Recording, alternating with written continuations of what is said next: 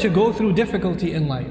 Sometimes you go through problems and you ask yourself, what is my fault in all of this? Why do I have to go through these problems? What did I do to deserve this? Prophets, Allah mentions their du'as consistently in the Quran. And Allah also mentions their problems consistently in the Quran. Yusuf alayhi salam was a child, right? A child by definition is innocent. What did the child do to deserve being kidnapped?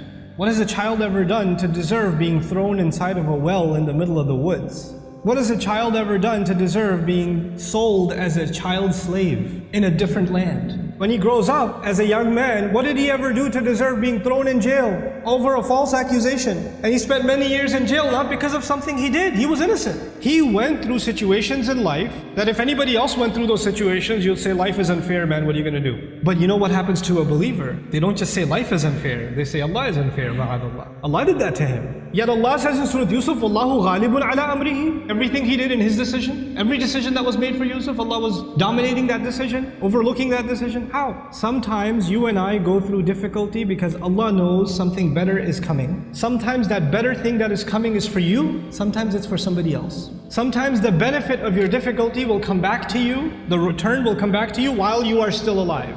Sometimes the return is meant to come back to you after you go back to Allah. What happened with Yusuf alayhi salam? A father was separated from a child. It's a tragedy, isn't it? But imagine if he was never kidnapped, he would never be in the well. If he was never in the well, he would never end up in Egypt. If he was never in Egypt, he would have never grown up there and been thrown into prison. If he was never in prison, he would have never met those two guys he met in prison, whose dream he interpreted. If he never met those two people, one of them who got to live and go back to the king, and when the king saw a strange dream, he would have never said, wait, I know someone who can help interpret your dream. You know what that dream was? 7 good years in the country, and 7 years there's not going to be any crop, any produce, any harvest. People are going to starve to death.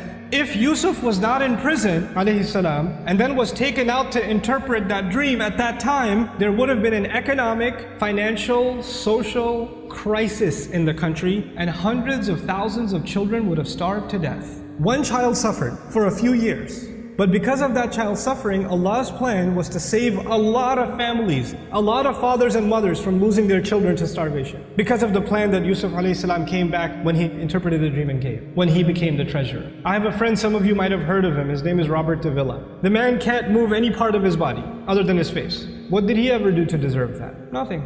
But how many people have accepted Islam because of his disability? How many people have just heard about that and have come back to Allah? How many people that were ungrateful in life, even though they were Muslim, they were only Muslim by name, and decided to submit their heart back to Allah because that man is sitting in a bed. His suffering, his pain becomes guidance for millions of people. Sometimes the difficulty you and I go through is actually a small price to pay for a lot of khayr, a lot of good that will either come to me now or it will come to me in the akhirah, will come to me after I go back to Allah.